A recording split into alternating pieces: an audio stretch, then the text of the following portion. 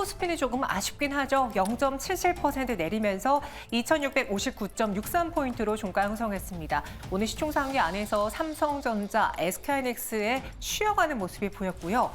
반면에 코스닥은 0.31% 오른 875.93포인트 기록했습니다. 하루 동안의 양시장의 추이 볼까요? 앞서 말씀드린 것처럼 코스피의 경우에는 파란불을 켜고 있는 시간들이 훨씬 더 많았습니다. 오전장의 경우는 약간 눈치 보는 모습이 보여줬고 최근에 다시 저PBR에 대한 트렌드 열려 있다. 또 5월로 시기가 앞당겨졌기 때문에 계속 들고 가야 된다라는 이야기가 있었기 때문에 버티려고 노력을 했습니다. 하지만 오늘 코스닥이 상승 전환하면서 코스피 쪽으로는 오히려 매도세가 나왔고요. 대표적으로 DI의 경우에는 11.79% 넘는 1,400원, DI 캐시텍, 최근 HBM의 수요 증가와 함께 장비단을 다시 눈여겨보자라는 점에서 최근 상승이 두드러졌던 대표적인 종목인데 오늘은 장대 음봉이 그려졌고 쉬어가는 모습, KC텍도 46,400원까지 내려왔습니다. 폐배터리 수직 계열화 기대 속에 지난 거래 12% 넘게 올랐던 IS동선은요. 6.4%가량 하락 마무리했고요. 한국금융지주도 67,800원의 종가를 형성했습니다. 반면에 코스닥의 경우에는 나름 엔비디아발 후폭풍에도 불구하고 잘 버텨준 반도체, 여기에 바이오 로봇 엔터에 대한 관심 속에 빨간불로 유지하면서 장 마감을 했습니다. 0.31% 오른 875.93포인트. 코스닥 안에서는 그럼 어떤 종목들이 상승폭을 키웠을까요? 유로모픽 관련해서 오늘도 테마가 뜨거웠습니다. 반도체 HBM주가 쉬어가다 보니 다른 테마 쪽으로 시선이 쏠렸죠. 자람 테크놀로지 상한가 유지하면서 62,000원에 종가를 형성했고요. 시노펙스의 경우에도 52주 신고가를 경신하면서 11,200원의 종가를 형성했습니다. TNR 바이오팹은 신공장 식약처 GMP 시설 인증 획득 소식에 오늘 투자자들의 매수와 관심이 쏠렸고 이로 인해 22% 넘는 급등 9,290원에 장을 마쳤습니다. 테마단으로만 놓고 본다면 앞서 엔터주 이야기도 했지만 원전주를 빼놓을 수가 없겠죠. 두산 에너빌리티는 5.42% 상승한 16,720원에 장을 마쳤습니다. 사우디의 복합 화력발전소 기자재 공급 소식이 나오면서 오늘 장중에 9% 넘게 오르기도 했고요. 우진엔텍은 상한가 마감, 여기에 BHI도 9% 넘는 오름세로 9,240원 종가 형성했습니다. 원전. 내일장에도 갈 수 있을까요? 조금 더 자세하게 들여다보도록 할게요. 사실 원전주를 들고 계신 분들은 몇 년 동안 많이 힘드셨을 겁니다. 원전을 없앤다, 다시 가동한다. 계속 정부 정책에 따라서 방향이 오락가락했기 때문인데요. 그런데 오늘 나온 기사를 보면은 세계 20개국 중에서 17개 나라에서 원전 지지가 더 많았다고 합니다. 원전의 글로벌 대중 인식에 대한 조사를 봤는데 전체적인 국민 의식으로 봤을 때 반대표가 28%, 반면에 여전히 원전을 지지한다라는 건 46%로 반대보다 지지자가 1.5배 많았습니다. 가장 많은 20개국 중에서는 중국이 차지했고요. 미국 역시도 반대보다 지지가 훨씬 우세했습니다. 우리나라는 이 글로벌 대중 인식의 평균치와 비슷한 수준이었고요. 3개국은 반대가 더 많았는데 그중에 한 나라 일본이었습니다. 일본의 경우에는 원전에 대한 좀 무서움이 있죠. 그래서 40% 정도가 반대를 했고요. 29%의 지지에 그쳤습니다. 이러다 보니 전 세계적으로 탈원전 추세는 사라진 지 오래입니다. 국내 원전 가동률만 놓고 보더라도요. 2020년 다소 부진했던 원전 가동률은 다시 이전 수준으로 회복을 하고 있습니다. 최근에는 일론 머스크가 당분간 AI 반도체로 인해서 나중에 전기가 부족해질 것이다라는 이야기도 있는데 그런다면은 전기가 필요하고 전기를 잘 만들어내는 원전에 대한 관심이 또 커질 수도 있을까라는 생각이 저는 개인적으로 들었거든요. 백년 매니저님, 네. 오늘 시장에서 원전 테마 눈에 띄었습니다. 지속 가능성, 그러니까 상승 가능 유지는 얼마만큼 지속될까요? 일단 정확히 예측할 수는 없겠지만 이제 원자력 관련 테마 여러분들이 매매하실 때는 단기적 관점에서 보셨으면 좋겠다라고 말씀을 드립니다. 일단 추가적으로 업사이드는 나올 수 있습니다. 아무래도 정부 정책적으로 계속해서 지원이 나오고 있기 때문에 업사이드는 나올 수 있겠지만 어느 정도 단기적 관점에서 많이 오른다 싶으면 여러분들은 과감하게 차익 실현하는 게 좋다라고 보고 있습니다. 왜 그렇게 생각하냐면 지금 원자력 관련해서는 사실 실질적으로 수주가 나온 다음에 건설을 하는데 보통 원전 한 기를 짓는데 한 10년 정도 걸린다라고 해요.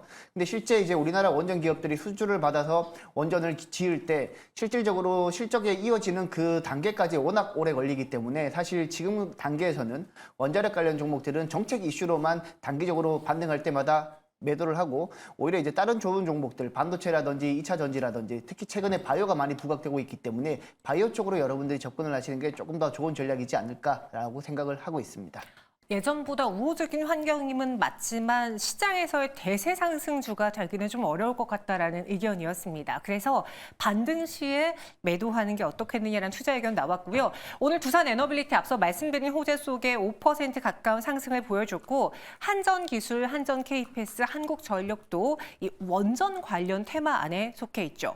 눈에 띄는 건 우진엔텍이었는데요. 원자력 및 화력발전소 계측 제어 설비 장비 기업으로 오늘 추가적인 급등, 거의 상한가 마감까지 보여줬습니다. 약간 단기적으로 접근해 보자면 그럼 이 현대건설, 두산에너빌리티, 한전기술보다 시총이 좀 작은 우진엔텍, 일진파워를 접근하는 게 좋을까요? 백현 매니저님, 네. 우리가 반등 시 매도로 접근해 볼 만한 원전 테마주 어떤 걸 주력으로 보십니까? 네, 그래도 저는 약간 원전 테마 같은 경우에는 시가총액이 좀 있는 종목을 매매를 하셨으면 좋겠습니다. 제가 이제 눈여겨보고 있는 종목은 한국전력이라는 기업인데요. 한국전력 같은 경우에는 지난해 4분기부터 실적이 턴어라운드 되기 시작을 했죠. 지난해 4분기 매출액이 전년 동기 대비 한 15% 올랐고요. 영업이익도 1조 8,843억 나오면서 전년 대비 흑자 전환에 성공을 했습니다. 아무래도 이제 원전 가동률이 상승하다 보니까 한국전력이 전력을 구입하는 데 비용이 큰 폭으로 감소를 했고 그리고 연료비 같은 경우 뭐 예를 들면 LNG라든지 석탄 같은 경우에도 전년 동기 대비 많이 감소했기 때문에 매출은 늘어나고 영업이익은 늘어나는데 비용, 즉 전력 구입비랑 그리고 연료비가 감소하고 있기 때문에 향후에도 올해 추세적인 영업이익 증가가 가능하다라고 저는 보고 있고 그리고 최근에 이제 정부 주도하에 전기료가 조금씩은 상승하고 있는 추세이기 때문에 올해 한국전력 같은 경우에는 사실 원전 수주 이슈도 있겠지만 추가적으로 영업이익이 추가적으로 상승할 여력이 높기 때문에 지금부터 접근을 하셔도 된다라고 보고 있습니다. 단기적으로 접근하지만 그렇다고 상승폭이 큰 종목으로 시총이 작은 종목으로 접근하는 것보다는 시가총액이 큰 한국전력으로 나는 오히려 단기 매매를 해보겠다라고 의견 주셨습니다. 또 3월 둘째 주 증시 일정도 보도록 하죠. 눈에 띄는 거는 바로 미국의 2월 소비자 물가지수 발표가 준비되고 있다는 거죠. 내일 밤이면 우리는 확인을 해볼 수 있을 텐데 3월 FOMC 회의를 앞두고서는 거의 마지막 성적표라고 볼 수 있겠습니다. 이 2월 소비자 물가지수가 전월 수준과 비슷하거나 우리 예상보다 낮게 나온다면은 후퇴된 6월 금리 인하 가능성 다시 높아질 수 있겠죠. 또 이렇게 희망의 이루를 돌리고 있고요. 여기 3월 14일의 경우에는 선물 옵션 동시 만기일이기 때문에 이를 앞두고 시장의 변동성은 살짝 있을 수 있습니다. 3월 15일 금요일은 미국 선물 옵션 동시 만기일이고 미국의 2월 수출입 물가지수가 발표되는 날이죠.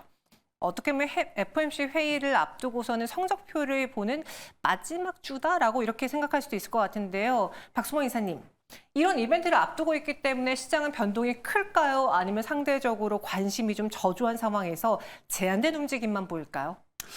저는 뭐 CPI가 뭐 우리가 예상한 대로 나오든 예상한 대로 나오지 않든 일단은 그 이벤트가 끝나게 되면 시장에서는 다시 한번 더 수급이 잘 형성될 것으로 좀 기대하고 있습니다. 뭐 그렇기 때문에 지금 뭐 그런 CPI가 되었던 뭐가 되었던 간에 지금 뭐 어떻게 나올지는 좀 봐야 되겠죠. 그 패를 우리가 그 부분을 예측해서 대응하는 것보다 일단 그런 이벤트가 끝나는데 좀 더 포커스를 맞춰서 대응하는 게 시장에 대해서 대응하는 게 오히려 단기 수익을 좀 끌어올리는 데 도움이 된다라고 보고 있습니다. 그래서 뭐 물론 우리들에게 금리 인하라는 이슈가 좀 있다 보니까 뭐 지금 현재 CPI라든가 PPI에 대한 관심도가 상당히 좀 높은 상황이긴 하지만 뭐 크게 우려할 만한 내용들은 없을 것으로 판단하고 있고요. 뭐 그렇다면 지금까지 해왔듯이 뭐 CPI랑 PPI가 생각보다 뭐 좋게 나오든 나쁘게 나오든 간에 시장은 계속해서 지속적으로 상승 분위기를 이어왔다라는 흐름에 있어서 저는 지금 현재도 계속해서 그런 흐름들을 이어나간다라고 말씀드리고 싶습니다. 네. 시장에 있어서 큰 변수는 없을 것이다. CPI 물론 중요하긴 하지만 우리가 예상하는 어느 정도 수준 하에 나올 것이기 때문에 시장에 큰 변동을 유발하거나 충격을 주지는 않을 것 같다. 기존 주도주 위주로 보자. 뭐 반도체 이야기를 해주셨거든요. 하지만 저처럼 걱정 인형이신 분들, 그러니까 고민이 많으신 분들의 경우에는 혹시 모를 이 시장에서 그럼 반도체 성장률 비중을 줄이고 저 PBR로 가볼까라는 생각을 오늘 또 다시 하실 수 있을 것 같아요. 백인현 매니저, 네. 그런 전략에 대해서는 어떻게 생각하십니까? 저 충분히 가능하다라고 보고 있습니다. 사실 저 PBR 관련해서는 아직까지 저는 개인적으로 시세가 끝나지 않았다라고 보고 있기 때문에 메리츠 금융 지주라든지 최근에 기관 투자자들이나 외국인 투자자들이 많이 사고 있는 KB금융이나 신한지주, 하나금융지주 같은 ROE 비중이 높은 종목들 위주로 여러분들이 저점에서 매수하신다라면 최근에 반도체 이외에 투자 대안을 찾고 있는 투자자에게는 천천히 가지만 안정적으로 수익을 줄 수 있다라고 저는 보고 있기 때문에 저 PBR 관련 종목들 계속해서 관심 가져도 된다라고 보고 있습니다. 네, 여러분 이번 주 여러 이슈가 나온다고 하더라도 기존 주도주를 들고 가셔야겠네요. 반도체 오늘 큰 걱정하지 말자라는 이야기도 주셨고요. 그리고 저 PBR에 대한 이슈 아직 살아있다라는 백인현 매니저의 의견까지 들어봤습니다. 그럼 넥스 정면 돌파, 내일 시장에서는 어떤 종목으로 정면 돌파해 볼까요? 들어보기 앞서서 박수홍 이사님의 한미 반도체 수익이 어마어마합니다. 한 30% 넘는 수익, 40% 육박하는 수익을 기록을 했는데요. 오늘 같은 날 매도를 했어야 되는 걸까요? 아니면 더 들고 가는 게 좋을지 리뷰 부탁드립니다. 네, 한미 반도체 계속 들고 가야죠. 결론부터 말씀드리면 계속 들고 가야 된다라는 관점이고, 지금 어차피 아직 시작도 안 했다라고 저는 보고 있습니다. 어차피 TC 본딩에 대한 수요는 계속해서 좀 늘어날 거고, 그리고 지금 현재 하이브리드 본딩에 대한 수요도 조금씩 늘어나고는 있지만, 그래도 TC 본딩이 워낙 가격이 저렴하고, 그리고 초미세 반도체에서도 충분히 적용할 수 있는 이제 장비다 보니까 그 부분에 대한 수요는 이번 연도에 아주 강력하게 일어나면서 지금 현재 오늘 종가가 97,400원을 좀 보여주긴 했지만 저는 10만 원을 넘겨서 꾸준한 상승 흐름들 우리 좀 한미 반도체를 가지고 계신 분들은 좀 더 기대하시고 저는 그래도 단기적으로 봤을 때는 12만 원 이상은 좀 올라갈 수 있다라고 말씀드리고 싶습니다. 네, 한미반도체 보유자분들에게 굉장히 자극적인 멘트 해주셨어요. 나는 이제 시작으로 본다. 10만 원, 12만 원까지도 가능하다라고 한미반도체 홀딩 의견 주셨고요. 이렇게 반도체에 대한 의견이 강하다면 오늘 시초가 공략주도 반도체로 갖고 오지 않았을까 추측이 가능해 보입니다. 박수홍 이사, 내일장 어떤 종목으로 시초가 공략주 대응해 볼까요? 네, 저는 SK하이닉스라고 말씀 좀 드리고 싶고요. 지난주 금요일 날 엔비디아 쪽에서 일부 매도 물량이 나오면서 조정을 좀 받긴 했지만 그 부분이 이제 일시적인 흐름이라고 좀 판단하고 있고 SK하이닉스를 내일 시초가로 대응해서 단기 상승을 통한 단기 수익을 끌어올릴 수 있다라고 말씀드립니다. SK하이닉스는 이제 올해부터 실적이 너무나 좀 좋게 나오기 때문에 뭐라고 얘기할 수 없을 정도로 지금 이제 조정 주면 저는 무조건 매수해야 된다라는 관점입니다. 그래서 제가 SK하이닉스도 과거에 좀 많이들 말씀드렸고 그랬던 부분이었는데 일단 투자 전략 바로 말씀드리겠습니다. 투자 전략 일단 목표가는 일단 20만 원을 좀 제시하도록 하고요. 자, 그리고 이제 매수가는 내일 시초가로 대응해보고 손절가는 15만 5천 원 대응해보도록 하겠습니다. SK하이닉스를 시가에 매수하는 과감한 전략입니다. 목표 주가 20만 원 다시 한번 이야기해 드렸고요. 백인현 매니저의 시초가 공략주도 슬쩍 봤는데 앞서 네페스아크 홀딩하자라고 해서 저는 또 반도체 갖고 올까 했는데 다른 업종으로 갈아타셨더라고요. 어떤 종목인지요? 네, 바이오 관련 종목 가지고 왔습니다. 일단 파로스아이 바이오라는 종목이고요. 일단 최근에 제가 반도체 이외 투자 대안으로 바이오 관련 종목들을 많이 보고 있는데 바이오 관련 종목을 접근하실 때는 4월 달에 열리게 되는 AACR, 미국 아마케 관련 종목들, 그리고 CDMO 관련 종목들, 미국 바이오 보안법이죠. 이쪽으로 여러분들이 초점을 맞춰서 투자를 하시면 되는데 파로스아이 바이오는 4월 달에 열리는 미국 아마케에서 주요 파이프라인이 PHI-101이랑 PHI-501 이걸 이제 공개를 한다라고 합니다.